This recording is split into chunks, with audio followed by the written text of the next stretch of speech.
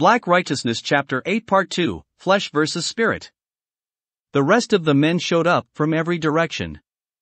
Surrounded again, Wanyenyekevu tried to reason with the men. "I beg of you," he said. "One of you wants revenge for your brother's death. That, I understand. But let me just fight that one, and if I win, let me go in peace, but if I lose, I will accept my fate."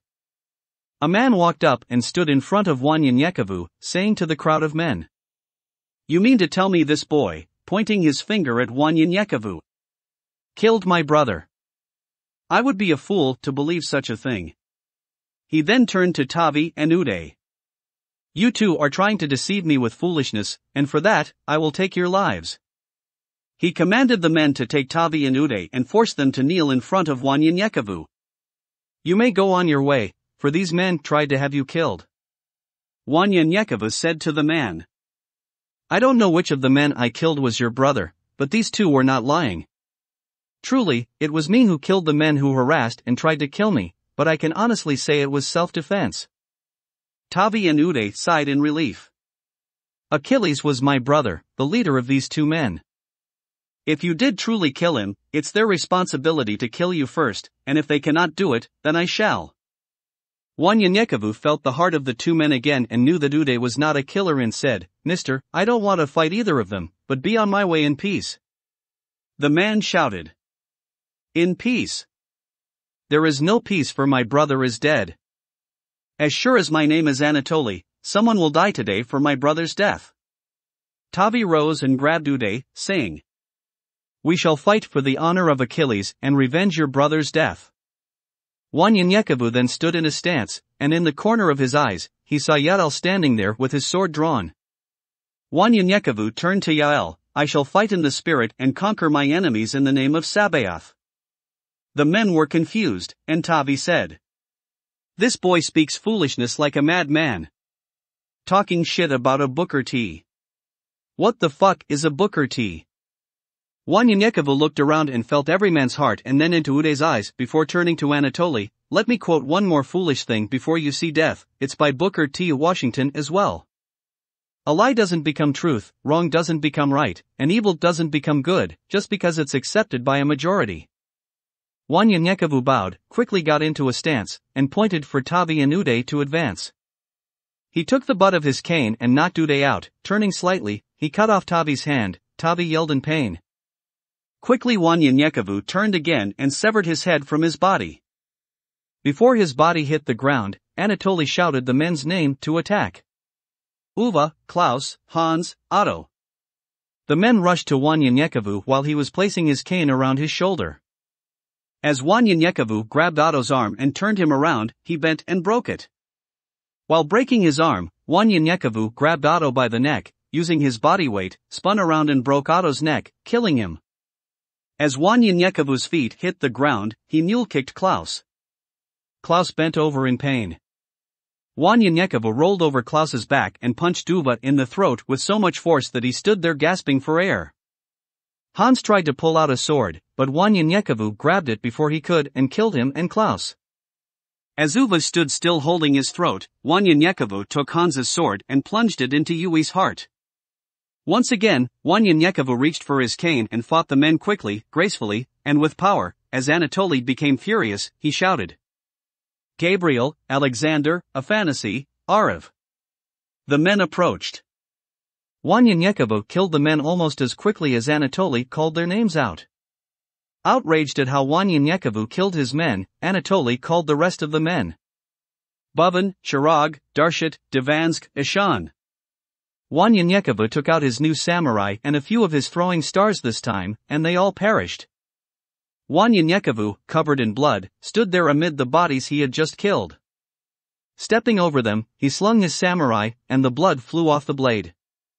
He twisted the cane, and the blade withdrew back into its chamber. As he grabbed a few of his throwing stars, he said, "I have never met men with so much hatred and anger toward someone that they don't even know." Wanyenyekevu said as he latched his cane to his back and walked toward Anatoly as he continued. "But today, you may know that I serve Sabaoth, and this boy that you called me shall take your life, not because I'm mad, but that you are evil and Sabaoth hates evil men." Anatoly took out a pistol and raised it to shoot Wanyenyekevu, but Wanyenyekevu fell to the ground, flipped himself over on the ground, and grabbed a shield simultaneously.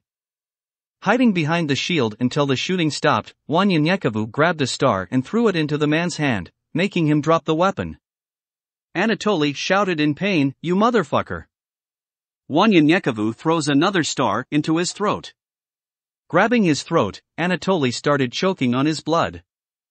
Wanyenyekevu picked up Anatoly's pistol and shot him twice in the head. Afterward, he dropped the gun to the ground. Wanyenyekevu walked over to Uday and shook him until he awoke. Go now to Lake Providence. There, you will look for a man named Tabitha. Tell him his son Wanyenyekevu sends you there for refuge and peace, and all shall be well with you. I have seen your heart, and you will be around people with the same heart and soul. Don't ever be afraid or ashamed to tell your story or your secrets. Secrets can make and will make you lonely, and even the Torah said to defeat the enemies is by the words of your testimony. Uday rubbed his head from the pain as Wanyenyekevu tore a piece of cloth from one of the corpses and wrapped his head to stop the bleeding. With tears in his eyes, Uday said, "Thank you." Wanyenyekevu and Uday talked until they were back on Highway 65 before heading their separate ways. Wanyenyekevu headed south on Highway 65, and Uday headed north along the riverbank, making sure none of his people saw him. With his clothes drenched in blood and pieces of flesh here and there, Yael appeared before Wanyenyekevu. "Well done indeed, an excellent job." Wanyenyekevu smiled, with a face like that it's hard to tell. Yael looked strangely and asked, "Do you feel the difference between fighting in the spirit versus fighting in the flesh?" Yael said with a half smile, "Is that better?"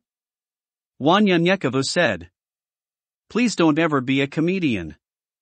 Yael made another forced smile, and Wanyenyekevu laughed, saying, "I understand now. By me fighting in the spirit, I'm less tired," and it appeared as if many of them were going in slow motion. Calculated steps and concentration were my friends in that battle.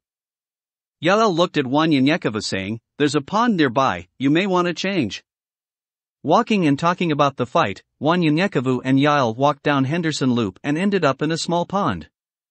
While Wanyenyekevu washed his clothes and bathed in the pond, Yael said to Wanyenyekevu, "Physical battle can be won in the spirit if one knows how to do it. But you need to deny your physical self in a battle with a spiritual being." Wanyenyekevu looked at Yael. "What?" The look on Wanyenyekevu's face was priceless, as Wanyenyekevu said, "I'm sorry, I have never heard you speak in such a way." Yael said, "You have never had to battle what you are about to battle either." Wrapping up his belongings and putting on fresh clothes, Wanyenyekevu said, "What is it I'm about to battle?" Yael replied, "You'll see." Wanyenyekevu smiled, "Now, that's the way I'm used to you talking." Yael shook his head, "Take your rest today and make your way to Sondheimer by morning." Pointing, Yael said, "If you go straight that way, it will take you 30 minutes to get to Sondheimer. If you take the road, it will take you an hour and a half." Wanyenyekevu said, "Well, you know which way I'm going." Yael looked at Wanyenyekevu. "The things that are happening to you think not that it's by accident, they were planned, and the things you are going through think not that it will not help you later on in life. Like Jonah, you must make a 3-day journey in 1 day. However, before you leave Louisiana, the spirit of Joshua shall cover you." As Yael was speaking, he faded away and disappeared. Wanyenyekevu quickly made a campfire. Staring into the flames for a moment, he grabbed his notepad and wrote, "From Jonah to Joshua." Jonah thought that the people he was sent to talk to would not listen to his voice. Thinking it was a waste of time, he denied. He declined, he didn't even try. Even though God told him to do so, he did not go. Because of his experience, not the power. But because of his choice, he was swallowed up in the belly of a whale. For not listening to the Almighty's voice. Joshua, on the other hand, was a faithful man. Believing in his power, his might, and dared any man to defy the voice and made the choice. Took command after Moses and the people to the promised land.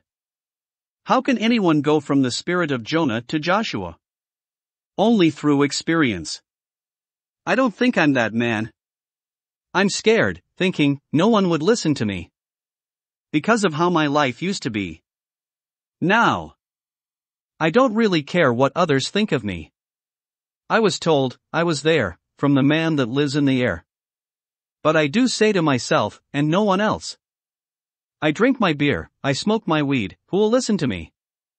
Knowing what love is, knowing what hate is, seeing them both, from coast to coast. The power of God is stronger. This is the only thing that has allowed me to last this long. Let someone tell me to talk to someone. It scares me. However, if I see someone in need, my heart is open, my voice is long until their heart is singing a song. Express my anger, express my pain, express the power of God. Then I end with Selah. I still wonder, how did I go, from Jonah to Joshua?